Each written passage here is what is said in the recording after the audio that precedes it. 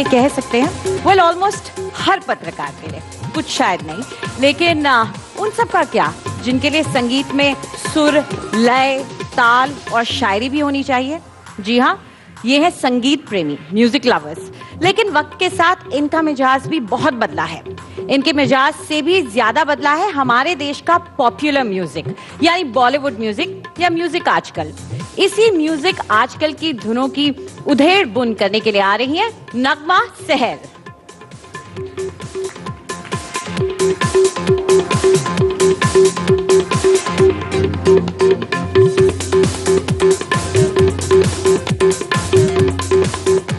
बहुत बहुत शुक्रिया आपका अंजलि, और आप सबका बहुत बहुत स्वागत है एक बार फिर NDTV youth for change conclave में। अंजलि ने बात की म्यूज़िक आजकल की, तो म्यूज़िक में क्या बदला है। एक बात तो सब जानते हैं कि ज़िंदगी में रोना और गाना वो हमेशा लगा रहता है। तो रोना बहुत कुछ नहीं बदला, लेकिन गाने में बहुत कुछ बदल गया है, और बदलाव जो है वो बहुत सारे स्तर पे है। बदलाव तकनीक में हुआ है, बदलाव बोलों में हुआ है। जिस तरह के गीत हम आजकल सुन रहे हैं, नए गायक आ गए हैं, नए गीतकार आ गए हैं, ये तमाम चीज़ें बदली हैं। और इसके साथ साथ हमारी पूरी पीढ़ी जो अब गीत सुन रही है वो बदल गई है। मुझे ये गाना याद आ रहा है कि रफ़ी ने गाया था कि तुम मुझे यूं भुला ना पाओगे, जब कभी भी सुनोगे गीत मेरे संग तुम भी गुनगुनाओगे। और ये सच है कि ये तमाम गीत हम आज भी गुनगुनाते हैं, उन गीतों को हम याद रखते हैं। तो ऐसे क्या ख़ास बात है, क्या खासियत है हमारे उस दौर के संगीत में, हमारे पुराने गीतों में, कि हम आज भी उन्हें याद करते हैं।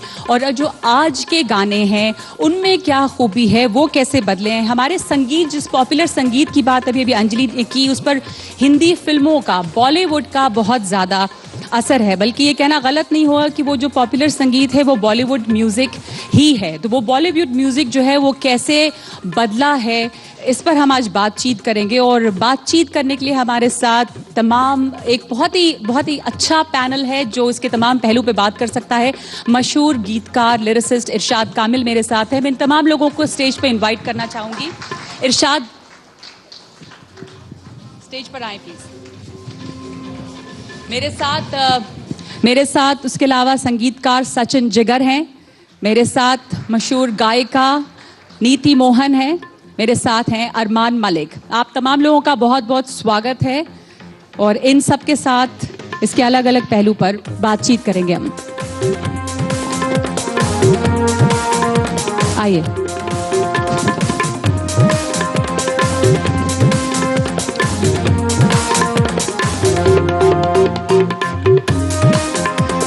बहुत बहुत स्वागत आप तमाम लोगों का।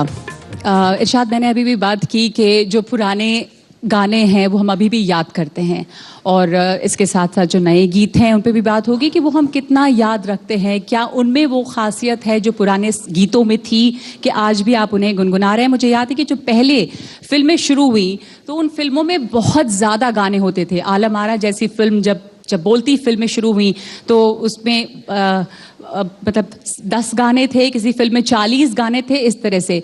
तब वो जो दौर था और अब का जो दौर है उसमें एक बड़ा बदलाव आपको क्या लगता है आज के दौर में, हिंदी फिल्मों की बात करें अगर? मुझे सबसे पहले तो ये लगता है कि आज जिस तरह की फिल्में बन रही हैं वो रियलिटी के, वो हमारे समाज को एक तरीके से एक्सप्रेस कर रही हैं, और वो कहानियाँ उस तरह की कहानियाँ हैं जो हमारी ज़मीन से उठी हुई कहानियाँ हैं। पहले हम जैसे आपने आलम आरा की बात की बहुत पुराने दौर में, या सोशल, इस तरह से सोशल मैसेज देने वाली कहानियाँ वो बनती थीं जो हमारे इतिहास का हिस्सा होती थी।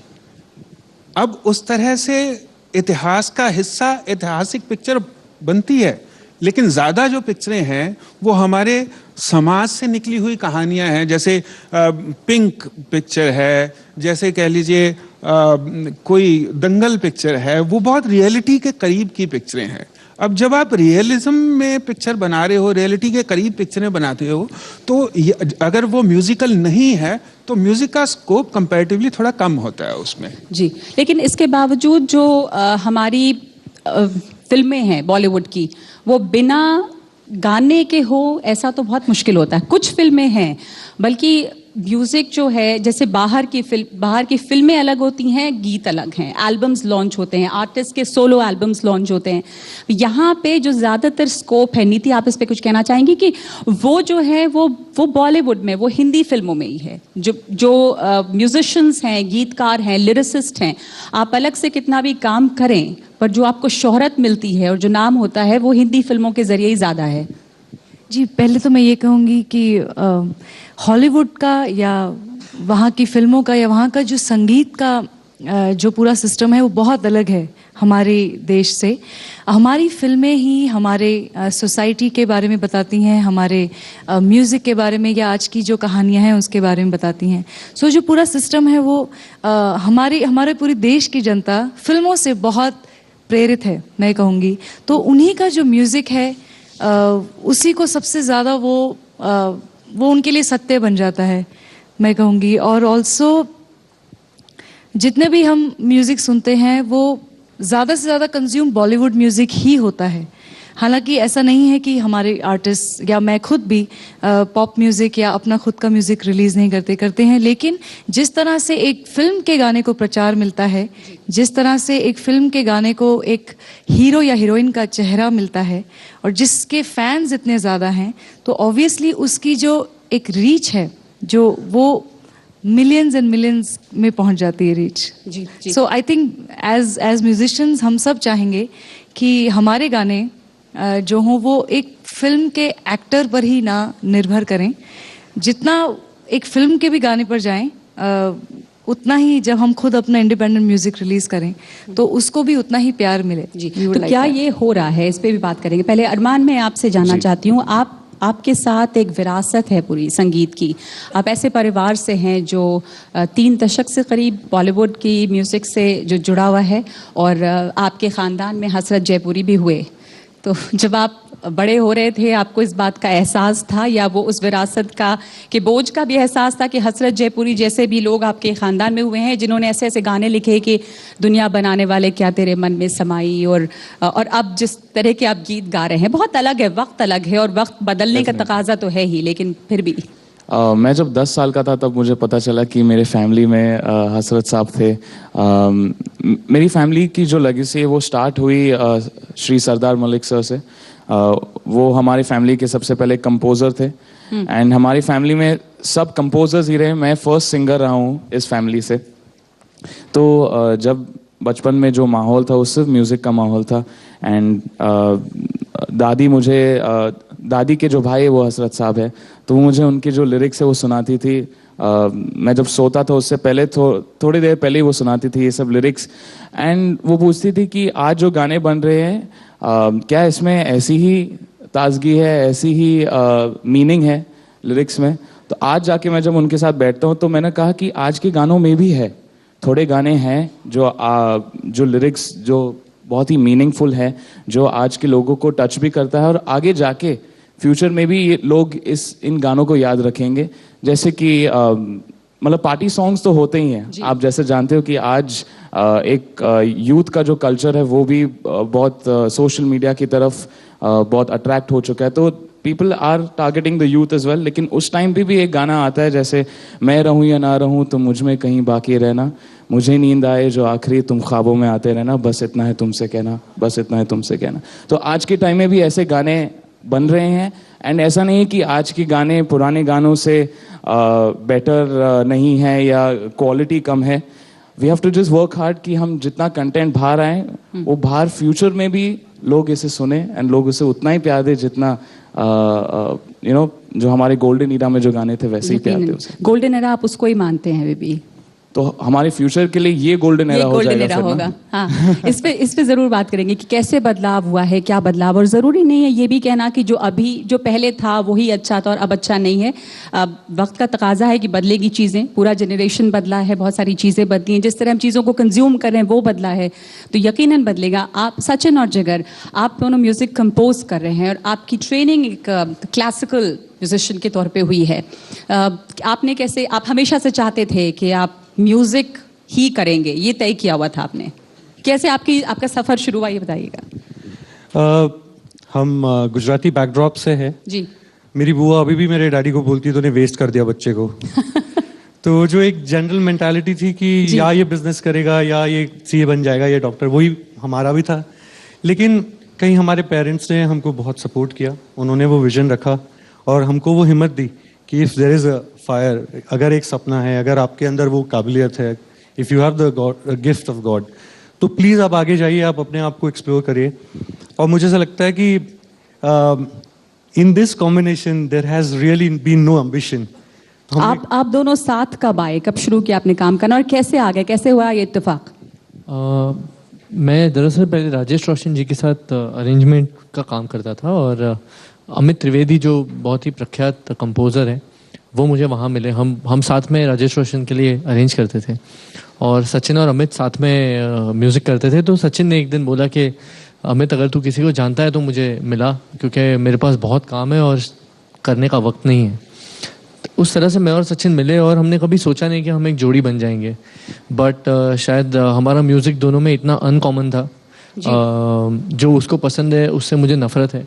आप जॉन मेयर के फैन हैं, वो AR रहमान उनके इंस्पिरेशन रहे? जी, मैं जॉन मेयर का फ़ैन हूँ, ये पंडित जसराज के फ़ैन हैं और पर हम अब इतना कल्चर एक्सचेंज कर चुके हैं कि अब मैं गज़ल सुनता हूँ और वो शायद हार्ड मेटल, रॉक मेटल सब सुनता है। But what I am trying to say here is that हमारी कॉम्बिनेशन जो है या म्यूज़िक दरअसल ऐसी एक चीज़ है जो शायद जितनी अनकॉमन हो लोगों में उतना वो उनको ज़्यादा नज़दीक लाती है। जी इरशाद, वापस लिरिक्स कैसे बदले हैं उस पर मैं आना चाहती हूँ। तो आप जब आपने लिखना शुरू किया या आप जब फिल्मों के लिए लिख रहे थे तो एक ऐसी विरासत है जिसमें गीतकार हैं साहिर जैसे, जिसमें शैलेंद्र जैसे लोग हैं और जिन्होंने बहुत आम फहम ज़ुबान में भी शायरी की है। तो ऐसे लोग हैं जिन्होंने कोलोकियल भाषा बहुत इस्तेमाल की। आपके लिए कौन इंस्पिरेशन रहे या किन को आप ज़्यादा पसंद करते हैं गीतकारों में? ये एक अलग अलग वजह है, कोई एक गीतकार नहीं है।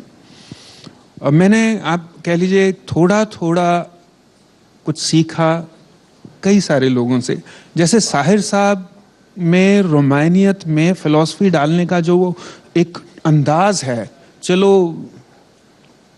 एक बार फिर से अजनबी हो जाएं हम दोनों, ये एक फ़लसफ़ा जो है रोमानियत में, रोमानियत के साथ उसको मिक्स करने का उनका जो तरीका है वो बड़ा खूबसूरत है। शैलेंद्र साहब फोक बहुत अच्छे तरीके से लेके आते हैं। मजरू साहब अपनी इल्म में, जिसे हुनर कहते हैं, लिखने का हुनर, उसमें बहुत ज़्यादा पक्के हैं। तो ये अपने अपने जोन में बहुत बड़े लोग हैं।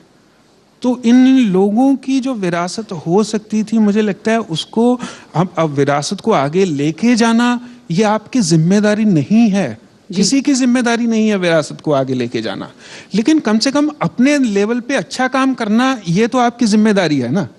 जो आपको अच्छा लगे, एक वो भी है कि पैमाना क्या है अच्छे काम का, जो लोग पसंद कर रहे हैं, जो आपको अच्छा लगे, जो आपको अच्छा लगे और जिससे आपको लगे कि देखिए संगीत और गीत कहीं ना कहीं लिटरेचर का हिस्सा तो है ना जी। अब लिटरेचर का, साहित्य का पहला जो एक कह लीजिए एक मुद्दा होता है, एक पॉइंट होता है, वो ये है कि सुनने या समझने के बाद वो आपको थोड़ा सा बेहतर इंसान बनाता है, भले थोड़ी देर के लिए ही बनाए।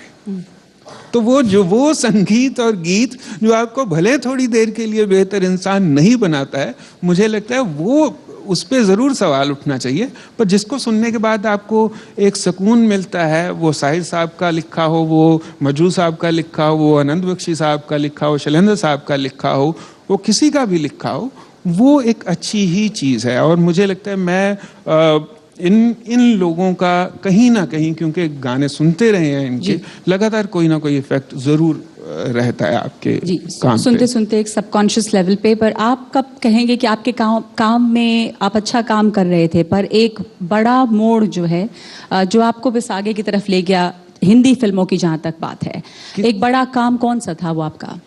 मैंने काफ़ी काम शुरुआत मैंने चमेली से कर दी थी गाने लिखने की। चमेली मेरी पहली पिक्चर थी बतौर गीतकार, जिसके कई सारे गाने अभी भी बजते हैं। भागे रे मन, कहीं आगे रे मन, मन साथ समंदर डोल गया। लेकिन 2007 के करीब मेरी एक पिक्चर आई थी टुवर्ड्स एंड, जब वी मेट। तो जब वी मेट ऐसी पिक्चर थी, होता क्या है कि जो एक्टर्स होते हैं, उनकी एक पिक्चर हिट हो जाती है तो वो सुपरस्टार बन जाता है। किसी फिल्म राइटर की लिखी हुई एक पिक्चर हिट हो जाए तो वो सुपरस्टार नहीं बनता। ये बड़े अफसोस की बात है। किसी गीतकार की लिखी हुई पिक्चर, अच्छे गाने हिट हो जाएं, वो सुपरस्टार नहीं बनता। क्यों? क्योंकि लफ्जों के चेहरे नहीं होते, क्योंकि लफ्ज सिर्फ एहसास होते हैं, क्योंकि एहसास उनको महसूस करना पड़ता है, उनको गहरे तक संजोना पड़ता है। तब कहीं आप, बहुत सारे आपको ऐसे गाने पसंद होंगे, बहुत सारी आपको ऐसी फिल्में पसंद होंगी जिनके लिखने वालों का नाम नहीं पता होगा, गायकों का और एक्टरों का नाम आपको जरूर पता होगा। ये दर्द है आपको, क्योंकि गाने गीत अगर हिट भी हुए तो वो शाहरुख खान का गीत हो जाएगा या वो करीना कपूर का गीत हो जाएगा। आपने जो कहा लफ्जों के चेहरे नहीं होते, तो वो एक्टर्स, वो अदाकार और अदाकारा, वो ही उनके चेहरे जी नहीं, ये दर्द नहीं है, ये दर्द नहीं है। ये असल में ये हमारी एक, कह लीजिए, मेहनत। एक गाना किसने लिखा है ये जानने के लिए थोड़ी सी मेहनत करनी पड़ती है। तो लोगों में वो ज़ौक भी नहीं है कि हाँ, उस तरह का ज़ौक भी कहीं ना कहीं जरूर कम हो रहा है। पर धीरे धीरे ऐसा भी नहीं है, धीरे धीरे चीजें, जो गाने अच्छे हैं, आपकी लिखावट से, आपकी गायकी के अंदाज से, आपके कंपोजिशन के तरीके से, जो बाज़ौक लोग हैं वो पकड़ लेते हैं, अच्छा ये इसका कंपोज किया हुआ है, अच्छा वो गा रहा है, ये ऐसा लगता है इसने लिखा होगा। तो वो चीजें साथ साथ अभी भी चल रही हैं।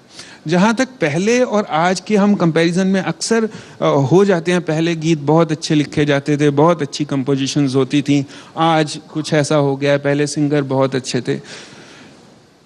मैं दावे के साथ कहता हूँ, पिछले 100 साल में जितनी पिक्चरें बनी हैं, अंदाजन एक पिक्चर में कह लीजिए 6-7 एवरेज गाने, आपने 40-14 गानों की बात की, 6-7 एवरेज गाने, तकरीबन 1,00,000-2 लाख से ज़्यादा गाने हैं हमारे पास, हमारी हिंदी फिल्म इंडस्ट्री के पास।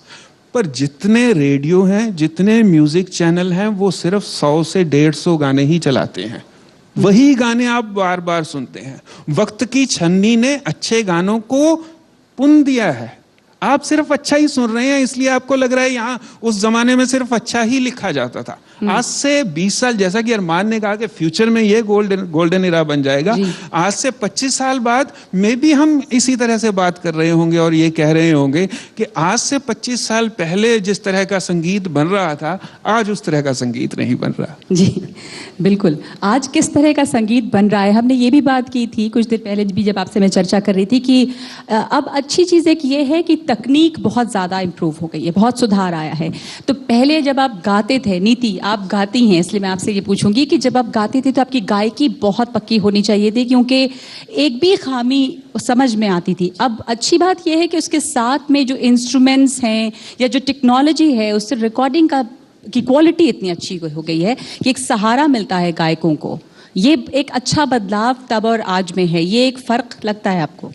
मैं कहूँगी कि पहले अगर एक गाने को रिकॉर्ड करने में समय, राइट फ्रॉम उसकी लिखावट से कंपोजिशन, उसके बाद सिंगर को सिखाना, फिर म्यूजिशियंस को सिखाना, फिर रिहर्सल्स होती थी और उसके बाद वो सब मिल के रिकॉर्ड करते थे।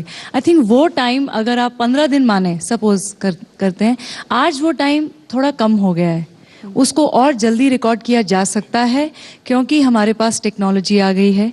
क्योंकि अगर इरशाद जी दिल्ली बैठे हैं और हमें इमीडिएटली सचिन और जिगर को इमीडिएटली लिरिक्स अभी ही चाहिए, तो वो ईमेल हो सकती हैं और वो इमीडिएटली आज ही शाम को डब करना चाहते हैं तो वो मुझे फ़ोन करके बोलेंगे कि घर से ही रिकॉर्ड करके भेज दो। तो मैं अपने ही घर पर कंप्यूटर पर जो मेरा सेटअप है, मैं रिकॉर्ड करके उन्हें इमीडिएटली भेज सकती हूँ और शायद कल सुबह तक वो गाना रिलीज़ भी हो सकता है।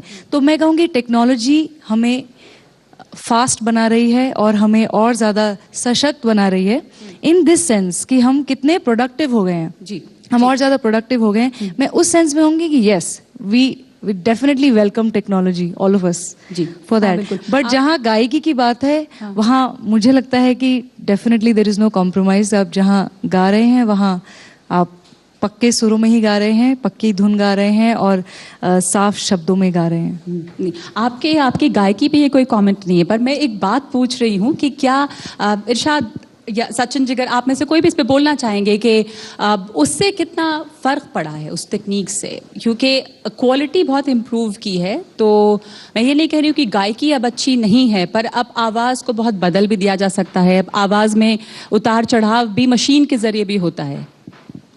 मैं ये कहना चाहूँगा कि atomic energy was not found to create atomic bombs, right? कि उसी सेम टेक्नोलॉजी को हम ये भी कह सकते हैं कि भाई ये तो डिसएडवांटेज है कि अब कोई भी बंदा गाना गा सकता है, बट ये सच नहीं। मैं बिल्कुल ये इस बात पे नहीं मानता हूँ। मैं मानता हूँ कि टेक्नोलॉजी सिर्फ और सिर्फ सहूलियत के लिए लाई गई। अगर इसका इजाद किया गया, अगर किसी ने ढूंढा है इसको, अगर किसी म्यूजिशियन ने इसको इन्वेंट किया, हमारे तक पहुंचाया, तो मुझे लगता है इसका सिर्फ और सिर्फ एक रीजन है कि कहीं what we were able to do in 15 days, now we are able to achieve that in 2 hours. And also एक convenience ये हो गई कि हाँ, एक दफ़ा उसने उसको गाया है, दोबारा उसको हम बदलना चाह रहे हैं, या उसमें कोई सिचुएशन में या कोई एक जैसे कोई एक सजेशन आया है, इम्प्रोवाइज करना चाह रहे हैं, लिरिक्स चेंज करना चाह रहे हैं, म्यूजिक चेंज करना चाह रहे हैं, तो वो सहूलियत है। ऐसा नहीं कि एक बार गाना रिकॉर्ड हुआ तो वो हो गया। We can keep on going back to it. मुझे तो ये एक्सपीरियंस है। और ये सवाल बहुत ज़्यादा हमसे पूछा जाता है क्योंकि हम आज मतलब currently we are doing music, तो ये, और मैं because this is such a big platform, तो मैं चाहता हूँ कि ये सवाल का एक ही बार सही जवाब दिया जाए। आप टेक्नोलॉजी से आवाज़ बदल दोगे, आप उसके सुर लगवा दोगे, बस असली सिंगर वही है जो दिल से गाए। कोई टेक्नोलॉजी दिल नहीं ला पाएगी आपके गाने में। और हमने बहुत कोशिश की है कि किसी तरह कोई एक अनट्रेंड सिंगर को या फिर बेजान सिंगर को बुला के गाना गवाएं और उसमें दिल डालने की कोशिश करें, पर हमसे हो नहीं पाया अब तक, तो शायद वो टेक्नोलॉजी आनी पड़ेगी। अरमान, और एक चीज़ और जो बहुत अच्छी हुई है कि मौके बहुत हैं नए सिंगर्स की बात, बहुत तरह के प्लेटफॉर्म्स हैं। पहले ये भी था कि एक कोई गायक या गायिका हैं तो एक लंबे समय तक उनका दबदबा है और किसी भी नए शख्स के लिए आने की जगह जल्दी बनती नहीं थी, बहुत सारे प्लेटफॉर्म नहीं थे। अब आप लोग खुद बहुत तरह तरह के म्यूज़िक कॉम्पिटिशन्स हैं, बहुत सारे प्लेटफॉर्म हैं, चैनल वी के शो के ज़रिए आप सारे गामा, तो ये तमाम प्लेटफॉर्म्स हैं। नए सिंगर्स के लिए किस तरह के मौके हैं अभी? एक्चुअली सिर्फ रियलिटी शो तक ही सीमित नहीं है ये प्लेटफॉर्म्स एंड अपॉर्चुनिटीज़। अभी आज सोशल मीडिया, यूट्यूब, कितनी चीज़ें आ चुकी है जहाँ पे कोई भी सिंगर अपने बेडरूम में एक गिटार लेके अपलोड कर सकता है गाना और उस पर मिलियंस ऑफ व्यूज़ आते हैं एंड वो ओवरनाइट फेमस भी हो सकता है। ऐसे एक अपॉर्चुनिटी मिल गया है। सो जो एक रूल होता था कि आपको सिर्फ रियलिटी शो में आना है, उसके बाद आप थोड़ा सा स्ट्रगल करोगे, आपको एक प्लेबैक गाना मिलेगा एंड फिर आप फेमस होगे, वो चेंज हो चुका है। Today the definition of a singer is not only कि आप सिर्फ प्लेबैक करोगे। देयर आर पीपल जो यूट्यूब सेंसेशंस है, जो यूट्यूब स्टार्स है, जो यूट्यूब के माध्यम से, सोशल मीडिया के माध्यम से एक अलग ही ऑडियंस को गाने सुना रहे हैं एंड उनकी भी फैन फॉलोइंग है। पैरेलल बॉलीवुड म्यूजिक इंडस्ट्री आसान है बहुत आप नए लोगों के लिए, मौके बहुत हैं। अगर आप में टैलेंट है, अगर आप अच्छा गा रहे हैं तो आपको लोग सुनने वाले हैं। मौके बहुत है, लेकिन उसमें से कौन अच्छा है कौन बुरा है वो सिर्फ पब्लिक डिसाइड कर सकता है।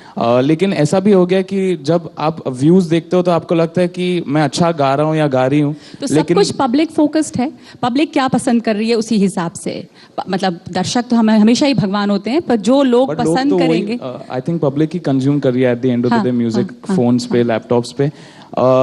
एक चीज है, एक मिडिल ग्राउंड होना चाहिए कि आप पब्लिक को भी म्यूजिक मतलब म्यूजिक बना रहे हो पब्लिक के लिए भी, लेकिन अपने खुद जो म्यूजिकल जो हमारे अंदर एक कीड़ा है उसे भी खुश कर रहे हैं। सो एक दोनों का एक मिडिल ग्राउंड होना चाहिए। आप दोनों गा रहे हैं और इस जनरेशन के हैं और इस जनरेशन के लिए गा रहे हैं। क्या पसंद है इस जनरेशन को? किस किस्म के गाने आज की यूथ पसंद कर रही है? मुझे लगता है हर तरह के गाने पसंद है, क्योंकि आई थिंक मैं और शायद अरमान, हम दोनों इस तरह के सिंगर्स हैं कि हमें हर तरह के dance songs, love songs, recreated songs, हमने हर तरह के गाने गाए हैं। एंड आई एम श्योर हम और भी नए जॉनर्स में अपने आप को गवाने की कोशिश करेंगे। मुझे लगता है यूथ हर तरह के गाने पसंद करता है, क्योंकि अभी हाल ही में मैंने बादशाह फिल्म में गाना गाया है, पिया मोरे, तो वो लोग अपने डांस वीडियोस बनाकर हमें टैग करते हैं कि बहुत अच्छा लग रहा है, मज़ा आ रहा है। फिर अगर एक रिक्रिएटेड वर्जन भी गाया है, कह दूं तुम्हें, उसमें भी टैग करते हैं। फिर कोई बहुत ही एक्सट्रीमली ओरिजिनल सॉन्ग जैसे मीरे का अब और जो बात मैं- करने के पहले मैं उन आपसे सब चाहूंगी में कि जो आप कह रही हैं वो गा के सुना दे। कहें अच्छा, तो तुम्हें गा- और आप फिर आप दोनों लोग साथ में जो आप लोगों ने गाने गाए हैं, तुम्हें अपना बनाने की वो, या आपने दोनों ने साथ में जो गाने गाए वो भी, पर पहले जो आप कह रही हैं कह दूं तुम्हें, अच्छा, वो गाने से पहले मैं कुछ कह सकता हूँ? जी। मुझे लगता है कि इस जो दौर जो सिंगर्स जिस दौर में हैं अभी, वो थोड़ा और टफ भी हो चुका है, क्योंकि आज जो जॉनर्स है जो हम बॉलीवुड म्यूजिक में, I think Sachin Jigar will know this better, जो जॉनर्स यूज हो रहे बॉलीवुड म्यूजिक में बहुत वेरिड है। कभी कभी हम ईडीएम में भी इलेक्ट्रॉनिक डांस म्यूजिक जो वो भी गाना गा रहे हैं, आरएनबी भी गा रहे हैं। तो सिर्फ एक क्या होता है कि सिंगर्स जो सोचते हैं कि सिर्फ हिंदुस्तानी क्लासिकल सीख के I am going to be singing for the Bollywood music industry, वो सिर्फ वो नहीं रहा है। You have to hear global music भी, हमारे जो पॉप म्यूजिक है, आरएनबी म्यूजिक है, उस सब का इस्तेमाल हो रहा है बॉलीवुड म्यूजिक में। तमाम किस्म के गाने आपको गाने पड़ते हैं। Neeti, actually I like to add to what Armaan saying. मुझे लगता है कि इसमें भी टेक्नोलॉजी का बहुत बड़ा हाथ है जी। कि एक आम इंसान अपने घर में बैठकर अपने स्मार्टफोन पे इस दुनिया के किसी भी कोने का म्यूजिक सुन रहा है, और कोई भी म्यूजिक जो उसको अपील करता है वो सुनता है। इसीलिए कहीं मुझे ऐसा लगता है कि the drift is not specially for a certain genre, कि इसी तरह का म्यूजिक सुनने की कोई मन में ये चाह नहीं है। हाँ, मन में चाह जरूर ये है कि जो भी हम सुन रहे हैं वो मुझे ऑनेस्ट लगे, ओवर द टॉप ना लगे। जी। अगर आप सब लोग तालियां एक बार बजाएंगे तो नीति गाना शुरू करेंगी। ओके, या जी बिल्कुल। आप बताएं, आपको जो भी आप पहले, मैं नीति से मैं कह रही थी, या फिर आप दोनों जो साथ गाना चाहते हैं, तुम्हें अपना बनाने की, अगर आप वो गाएं। तुम्हें अपना बनाने का जुनून सर पे है, कब से है। मुझे आदत बना लो एक बुरी, कहना ये तुमसे है। जिस्म के समंदर में एक लहर जो ठहरी है, उसमें थोड़ी हरकत होने दो। हो रोकना नहीं मुझको, जिद पे आ गई हूँ मैं, इस कदर दीवाना पन चढ़ा। देखो ना यहाँ के मेरा हाल कैसा है, टूट कर अभी तक ना जुड़ा। इश्क की राहों में रोक लो, बारिशों में आओ ना। तुम्हें पाकर न खोने का जुनून सर पे है, कब से है। मुझे आदत बना लो एक बुरी, कहना ये तुमसे है।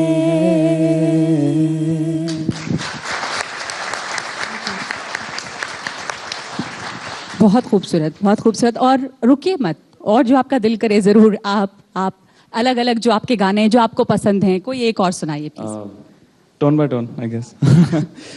मेरा एक फेवरेट गाना है जो मैंने खुद गाया है, वो है बोल दो ना जरा, जिसे कंपोज किया है माय ब्रदर अमल, एंड लिखा है रश्मि विराग ने। So I will sing a few lines of that. जी बिल्कुल। इतनी मोहब्बत करो ना, मैं डूब ना जाऊं कहीं, वापस किनारे पे आना, मैं भूल ना जाऊं कहीं। देखा जब से चेहरा तेरा, मैं तो हफ्तों से सोया नहीं। बोल दो ना जरा दिल में जो है छिपा मैं किसी से कहूँगा नहीं, बोल दो ना जरा दिल में जो है छिपा मैं किसी से कहूँगा नहीं।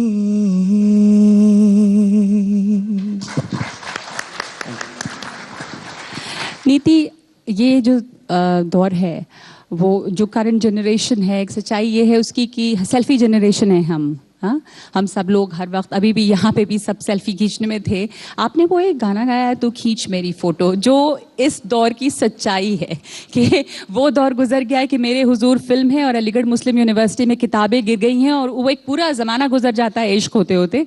अब हीरोइन डिमांड कर रही है कि आप फोटो खींचिए और आपने वो गाना गाया है, वो समाज की सच्चाई है। आप, बहुत हिट है वो गाना आपका, आप वो गुनगुनाएंगे हमारे लिए? फोटो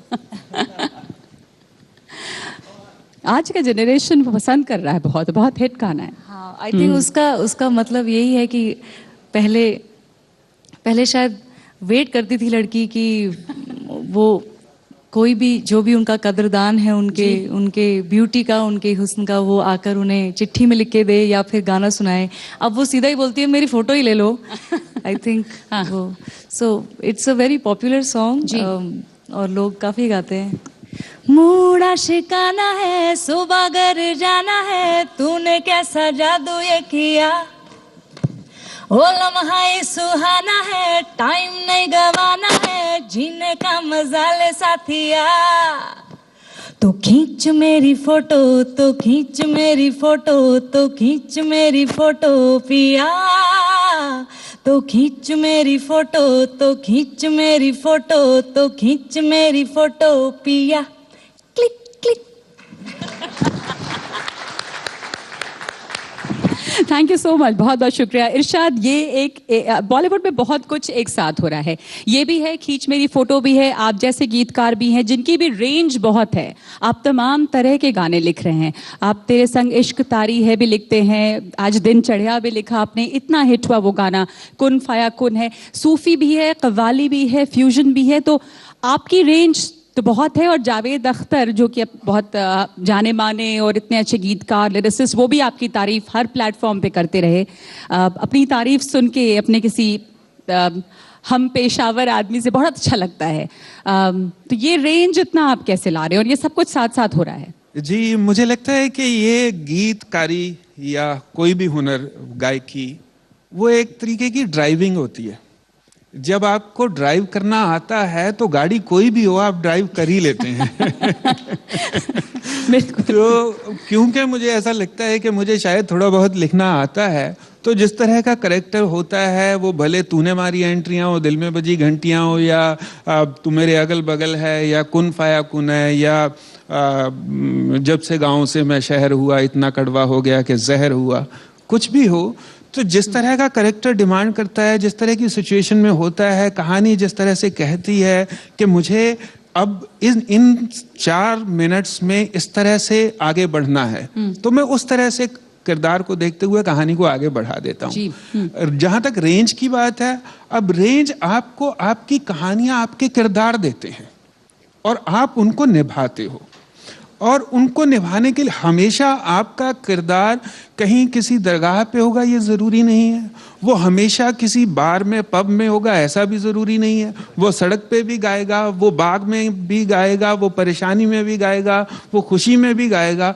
तो वो किरदार बार बार आपको बनना पड़ता है बतौर राइटर, बतौर गीतकार, जो जिस किरदार की जहनियत को आपको लफ्ज़ों में उतारना होता है। तो ये चीज़ मुझे लगता है थोड़ा सा वैरायटी आपके लिए किरदार को जानना ज़रूरी है इसके पहले कि आप गीत लिखें, क्योंकि वो भी दौर था जब राइटर, प्रोड्यूसर, डायरेक्टर, वो तमाम लोग साथ बैठते थे, एक्टर्स, और बातें होती थी, उसके बाद गाने तय किए जाते थे। पर ये भी दौर है जब कह भी दिया जाता है कि ये गीत है और ये धुन है और इनको फिट कर देना, या इस पर आपको गाना लिख देना है। तो इसके बीच में आप कैसे अपनी जगह बना पाते हैं? आप क्या सिटिंग्स होती हैं? आपको कोई अगर कह दे कि भाई ये गाना आप लिख देंगे ऐसे बिना जाने? नहीं, बिना जाने मुझे गाना लिखना बड़ा मुश्किल हो जाता है। देखिए, मैं कोई रोमांटिक गाना नहीं लिखता हूँ कभी। क्यों? कहते एक रोमांटिक गाना लिख दो यार, एक सूफी गाना लिख दो यार, एक सैड गाना लिख दो यार, एक डांस नंबर लिख दो यार। मुझे वो समझ में नहीं आता कि ये कैसे लिखा जाता है कोई रोमांटिक गाना। मतलब रोमांटिक गाना आपको पता ना हो आप रोमांस के किस दर्जे में है। रोमांस की भी अलग अलग सीढ़ियां हैं। जैसा कि अभी इन्होंने कहा कि एक है कि खींच मेरी फोटो है, एक ये है कि एक बार दिख जाए तभी पूरा दिन बड़ा अच्छा निकल जाएगा यार। एक लड़की को देखा तो ऐसा लगा। तो वो आप रोमांस की कौन सी स्टेज में, मुझे ये तो बताएं। पर वो होता है, बहुत लोग बताते नहीं है, ये कह देते हैं आइटम नंबर लिख दो। अगर आपसे कोई कहता है आइटम नंबर लिख दो तो क्या आप क्या कहते हैं? मैंने कभी आइटम नंबर लिखा नहीं। जैसे मैंने कभी कोई रोमांटिक गाना नहीं लिखा, मैंने कोई आइटम नंबर भी नहीं लिखा। मैंने किरदार के लिए गाना लिखा है। अब किरदार अगर गुंडा है और पिक्चर का नाम गुंडे है तो वो तूने मारी एंट्रियां ही करेगा। मैंने ही गाया है सर, इन्हीं का आपने गाना लिखा है। है तूने मारी एंट्री। आप कुछ भी कह के मत बताइए, गा के बताइए। अब आप जब कह रही हैं तूने मारी एंट्रियां तो अब गा दीजिए उसको, क्योंकि इरशाद तो गाते नहीं हैं। मैंने उनसे पूछ लिया था पहले, वो कह रहे वो गाते नहीं।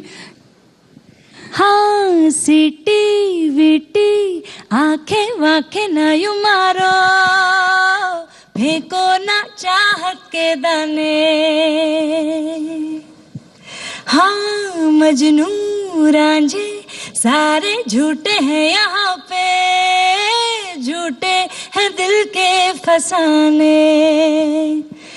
चाहे तो ले ले तू वफा की आज कसमें वस में, हो कसमें वस में। ना हूँ मैं ना है तू, जरा भी देख अपने बस में। पीछे मेरे आशिकों, पीछे मेरे आशिकों की पूरी पूरी कंट्रियां रे टन टन टन टन टन टन टन। अरे मैंने मारी एंट्रियां रे दिल में बजी घंटियां रे टन टन टन टन टन टन टन।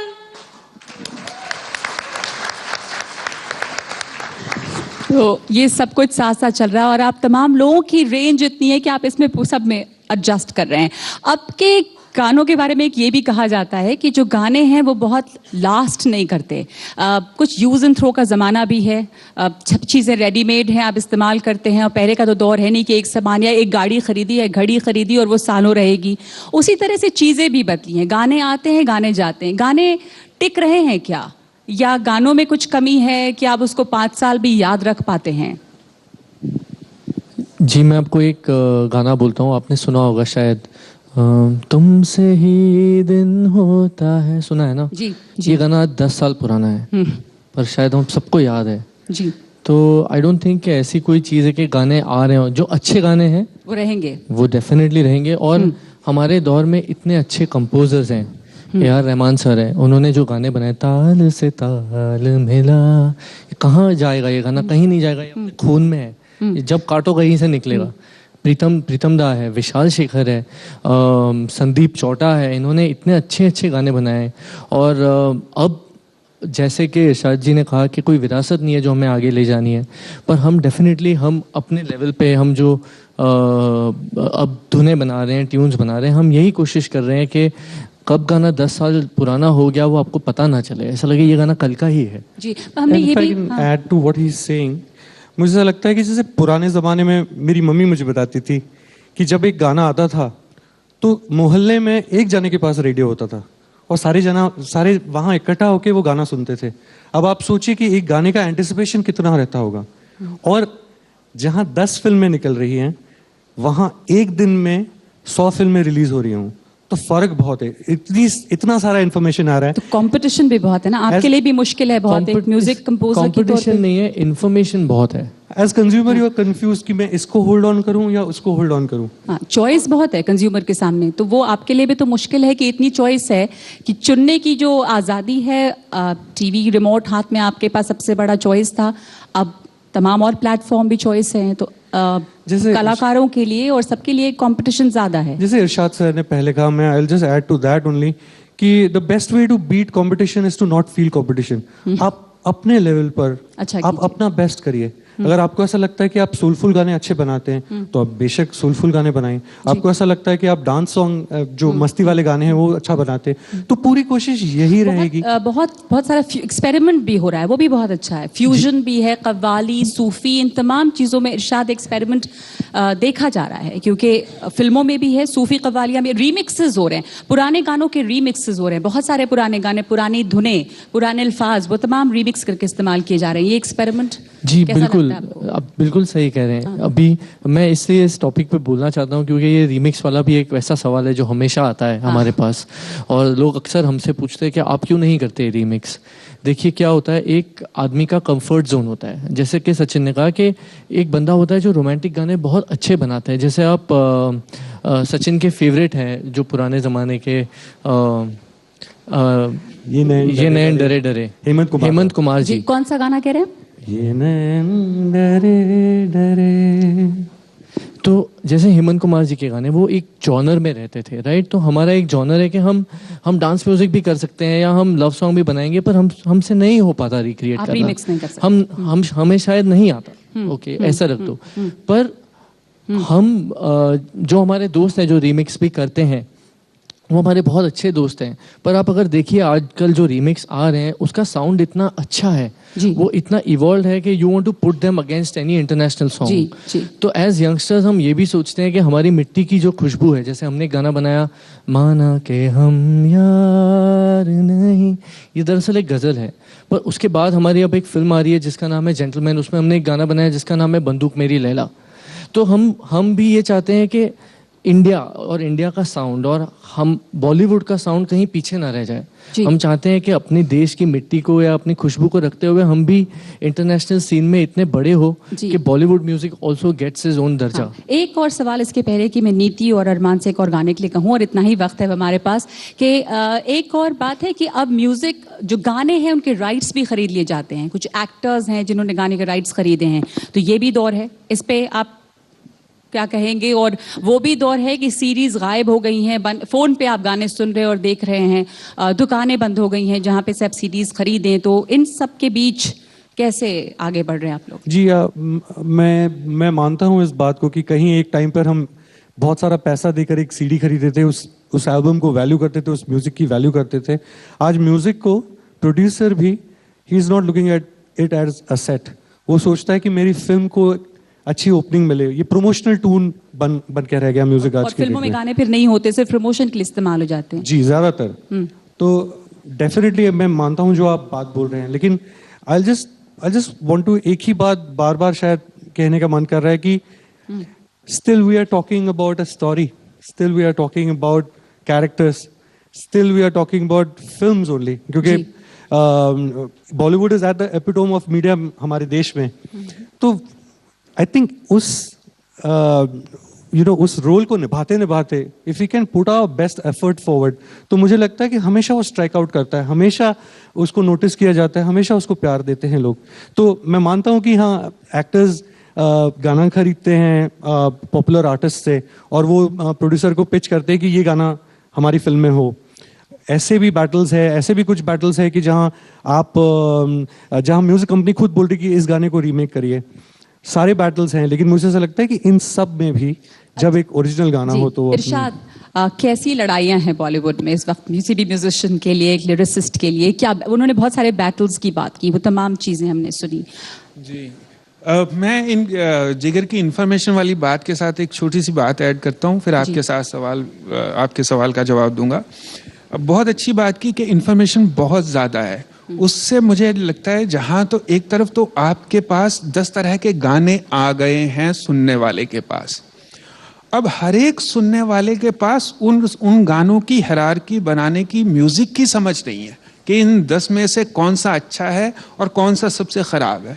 तो वो थोड़ा सा कई बार अपनी समझ से बाहर, जो वो एक भीड़ की समझ होती है ना कि अच्छा ये 10 लोग इस गाने को पसंद कर रहे हैं, अच्छा मुझे भी यही पसंद है, तो वैसी भी एक मेंटेलिटी बन रही है जिसकी वजह से आपकी म्यूजिक की अच्छे बुरे की जो तमीज है वो शायद कहीं थोड़ी सी कम हो रही है। अब मैं आपके सवाल की तरफ आ रहा हूँ कि किस तरह की चुनौतियाँ रहती हैं। चुनौतियाँ बहुत तरह की रहती हैं। हमने भी एक पिक्चर में इकट्ठे काम किया था और वो कई बार आपको प्रोड्यूसर एक लाइन दे देता है, आपने इस तरह गाना बनाना है, आप ये 2 लाइनें रख लीजिए। वो 2 लाइनें आपके कहीं उस सिचुएशन को देख के आपकी समझ के मुताबिक नहीं होती कि नहीं ये नहीं जा रही हैं।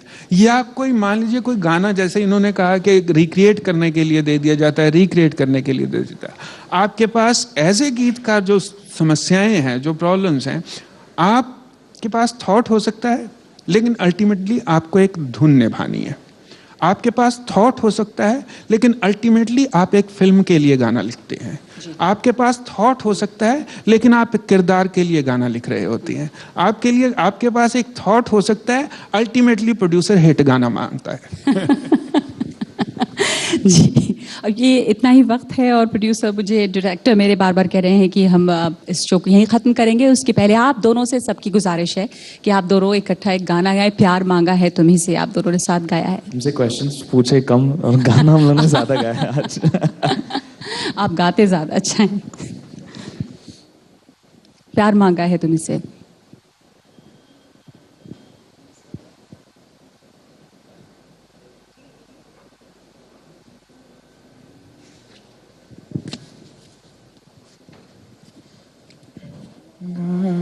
Yeah.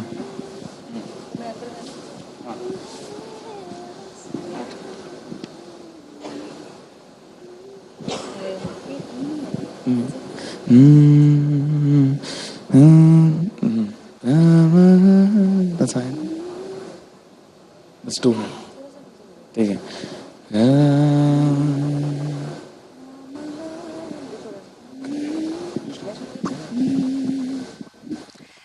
ये गाना मैंने और अरमान ने साथ में ही गाया है। प्यार मांगा है तुम्हीं से, मुझे प्यार करो, आज अभी जिद मानो मेरी, ना इंतजार करो।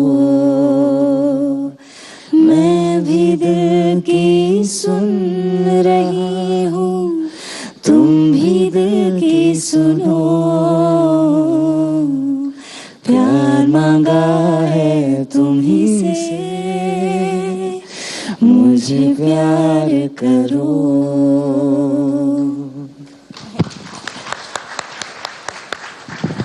बहुत बहुत शुक्रिया आप लोगों का, बहुत शुक्रिया इतनी खूबसूरत गीत हमारे सामने लाने के लिए। और जैसा साहिर ने कहा था कि कल और आएंगे नगमों की खिलती कलियां चुनने वाले, मुझसे बेहतर कहने वाले, तुमसे बेहतर सुनने वाले। तो यही सच्चाई है, कल एक और दौर होगा, नए गीत और नए सुनने वाले होंगे। आप तमाम लोगों का बहुत बहुत शुक्रिया।